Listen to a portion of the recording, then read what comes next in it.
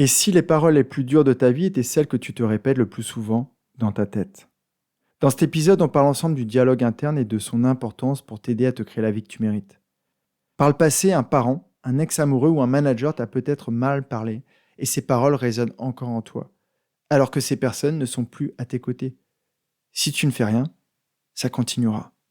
Je pourrais te dire, parle-toi mieux, mais ce n'est pas aussi simple que ça. Dans cet épisode, avec l'aide de Vincent et de Katerina, je t'explique comment transformer ton dialogue interne pour qu'il puisse t'aider à avancer vers cette vie riche, épanouie et pleine de sens. Bienvenue sur Dépasse-toi, je suis Sylvain et la promesse de mon podcast est simple, t'aider à te créer la vie que tu mérites. Quand je ne suis pas devant le micro, j'accompagne les personnes sensibles à se transformer. Et au fil des épisodes, je vais te partager les prises de conscience qu'elles ont eues et qui leur ont permis de s'épanouir.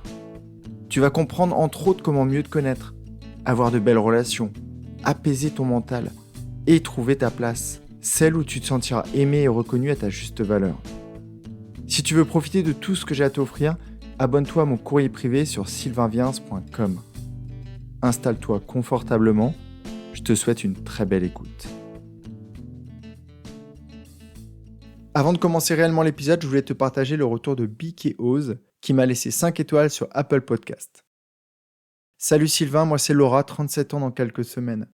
Je suis tombée par hasard sur ton podcast et waouh, je me sens plus riche et plus belle intérieurement.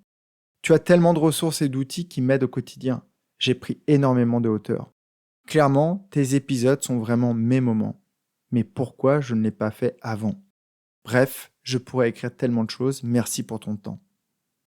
Alors merci Laura pour ton message et le temps aussi que tu as pris pour l'écrire et j'espère que tu auras donné envie aux autres auditeurs de faire pareil. Je suis hyper content que mes épisodes vibrent en toi et j'espère que tu vas découvrir de nouvelles clés au fil des semaines. Tu as quelques heures devant toi d'écoute. Revenons au sujet du jour, le dialogue interne. Et je vais commencer par une image. Je ne sais pas si tu as connu les platines disques. Si tu es de mon époque, tu sais ce que c'est, mais si ce n'est pas le cas, je t'explique. Dès que tu avais envie d'entendre de la musique, tu ouvrais le capot de cet appareil, tu saisissais le 33 ou le 45 tours, le disque, de ton chanteur préféré, et tu le posais sur l'appareil.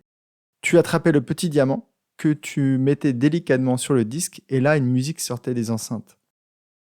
Dans ton cerveau, c'est pareil. Il y a des événements, des déclencheurs qui vont faire que des disques vont commencer à tourner en toi, sous forme de pensée. Parfois avec la voix de la personne qui t'a dit ces choses. Quand ce sont des « tu vas réussir »,« tu es capable de tout »,« tu es une belle personne »,« tu mérites l'amour », c'est génial.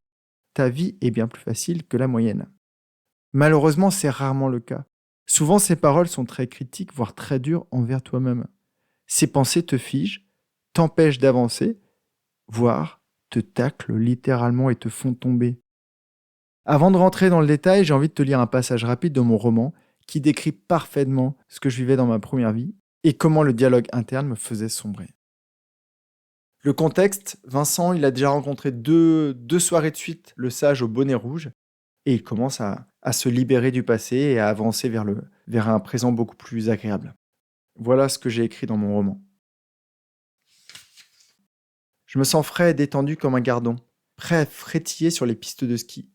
Il est quasiment 7 heures et j'ai envie de célébrer la journée qui commence. Après avoir lancé la cafetière, je passe sous la douche.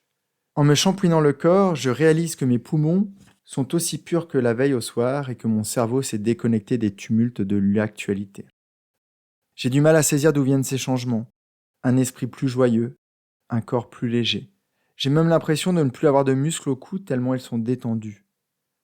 Mon élan positif est brusquement interrompu par ma petite voix qui me murmure « Profite, ça ne va pas durer ». Je décide d'ignorer le message. Étonnamment, je reste dans le même état, détendu et léger. Une seconde pensée émerge, encore cette même voix désagréable qui susurre « Tu sais que tu n'as pas le droit au bonheur ». Cette phrase me désole, et pourtant j'en suis l'auteur. Ces mots, je me les suis répétés tant de fois. De la cour d'école où je me sentais inadapté à ma vie actuelle, les murmurant chaque fois que le malheur frappe à ma porte. Je fais de mon mieux pour balayer cette pensée et passer à autre chose. Voilà, je crois que ce très court extrait illustre parfaitement l'intérêt de cet épisode. J'ai plein d'idées pour toi et je vais commencer par la principale. Tu n'es pas tes pensées. Ce sont des constructions, ce n'est pas la vérité. Il est temps d'arrêter de croire aveuglément cette petite voix intérieure et de commencer à l'éduquer pour qu'elle devienne un partenaire de vie agréable et motivant. L'idée n'est pas de la détruire, mais vraiment de l'éduquer, car c'est une part de toi, une part un peu plus sombre, qui cherche juste à te protéger. Si quand tu t'apprêtes à sortir de chez toi, elle te dit que le monde est dangereux, tu retournes sur ton canapé. Si quand tu vas tenter une expérience pour la première fois, elle te dit que tu n'y arriveras pas, tu retournes sur ton canapé et tu n'échoues pas. C'est comme un chien un peu fou qui n'aurait jamais été éduqué. Il ne va pas te donner la patte ou faire le beau en 3 minutes. Tu vas devoir l'amadouer et lui apprendre à se calmer dans un premier temps, puis à réaliser les exercices. C'est la répétition et la récompense qui l'aideront. Une fois modifié, ton langage ne créera plus de honte, de culpabilité, de peur, de tristesse, mais des émotions positives. De la fierté, de la responsabilité, de la joie, de l'amour, de l'espoir. Et là, ta vie va commencer à changer doucement mais sûrement. Maintenant que tu as compris l'intérêt de cet épisode, passons à ce que tu peux faire pour changer ton disque et commencer à transformer ta vie dès cette écoute. La première pratique que je te propose, reprogramme ton dialogue interne. Change de disque. Pour ça, je te propose de noter quand tu te parles mal. Soit au fil de la journée dans un petit carnet quand tu attrapes une pensée, soit le soir quand tu retraces ta journée. Essaye de repérer les mots qui sont répétés. Nul, bon à rien, incapable. Toutes les critiques que tu te répètes régulièrement. Toutes les phrases qui te plombent. Ça va te permettre d'en prendre conscience et de les réajuster. Pour chacun de ces mots ou de ces phrases, tu en crées une plus positive et si possible très réaliste. Passer de « je suis nul » à « je suis le meilleur », je doute que ton mental l'enregistre. En revanche, « j'en suis incapable » pourrait devenir « je vais y arriver avec un peu d'effort ». Le « c'était juste de la chance » pourrait devenir « j'ai fait ce qu'il fallait ». Je suis moche pourrait devenir « je suis unique et je mérite de m'aimer comme je suis ».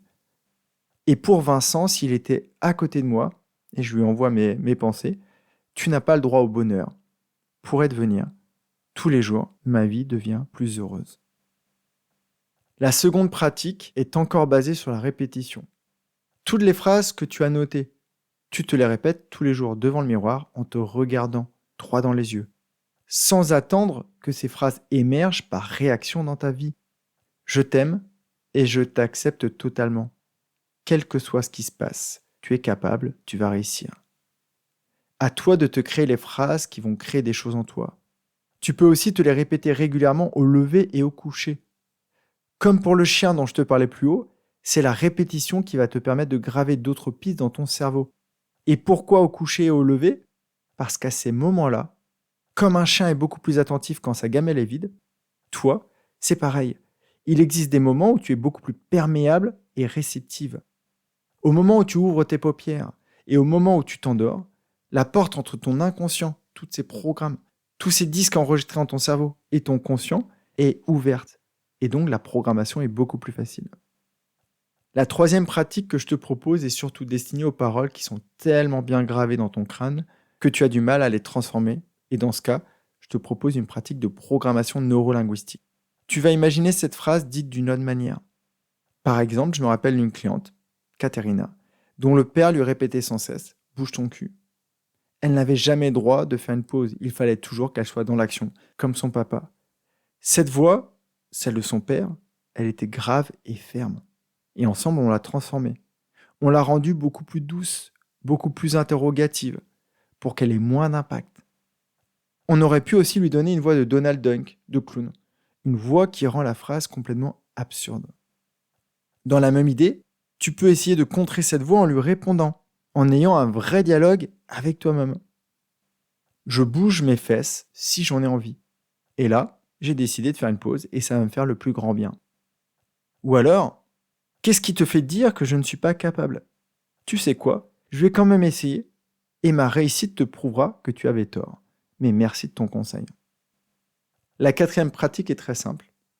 Demande-toi si tu parlerais comme ça à ton meilleur ami. On rejoint le thème de l'autocompassion dont je te parle très régulièrement. Se parler avec respect, avec amour, avec bienveillance pour que l'on ose se créer une vie heureuse. Toutes les personnes que j'ai accompagnées ont entendu un jour cette phrase venant de moi. Tu dirais des phrases comme ça à ta meilleure amie ? Comme je l'ai dit dans un épisode qui doit avoir 4 ans maintenant, pour moi, les mots, ce sont juste des petits véhicules. Tu peux les remplir de déchets, ou alors tu peux les remplir de ressources et d'énergie positive qui donnent envie d'avancer. J'ai encore plein d'idées pour toi. Je vais t'en donner 3 en bonus. 1. Pratique la méditation de pleine conscience. Et vois ces phrases blessantes comme de gros nuages noirs qui défileraient dans un ciel bleu azur. La seconde, un autre dans le domaine de la communication non violente, vois quel est le besoin qui se cache derrière. Est-ce un besoin de sécurité ou un besoin de reconnaissance? Et vois comment tu peux nourrir tes besoins pour que ces phrases deviennent inutiles et s'estompent naturellement de ta vie. Et la dernière idée, crée-toi un petit audio de réparation. Un audio avec ta propre voix ou une voix que tu aimes et qui te rappelle qui tu es vraiment, tes valeurs, tes victoires. Et écoute cet enregistrement tous les matins pendant 5 minutes jusqu'à ce que ta petite voix te dise « C'est bon, t'as gagné, tu es capable de tout réussir et moi aussi, je t'aime ». Je tenais à finir cet épisode par une toute petite phrase, très simple, mais extrêmement puissante. Tu n'es pas parfaite et tu n'as pas besoin de l'être pour avoir de la valeur. Chaque jour, tu avances, tu apprends et tu mérites tout l'amour et le bonheur du monde. Je te la répète, car ça me fait aussi du bien de l'entendre. Tu n'es pas parfaite et tu n'as pas besoin de l'être pour avoir de la valeur. Chaque jour, tu avances, tu apprends et tu mérites tout l'amour et le bonheur du monde. J'espère que tu auras aimé cet épisode et si tu as besoin d'un coup de main pour avancer dans la vraie vie, en face à face, envoie-moi un petit message. Pense aussi à t'abonner à mon courrier. Tu verras, je suis extrêmement vigilant aux mots que j'utilise et à l'intention que j'emballe tous les jeudis avant de cliquer sur envoyer. Prends bien soin de toi et à très vite dans mon courrier. Bye bye.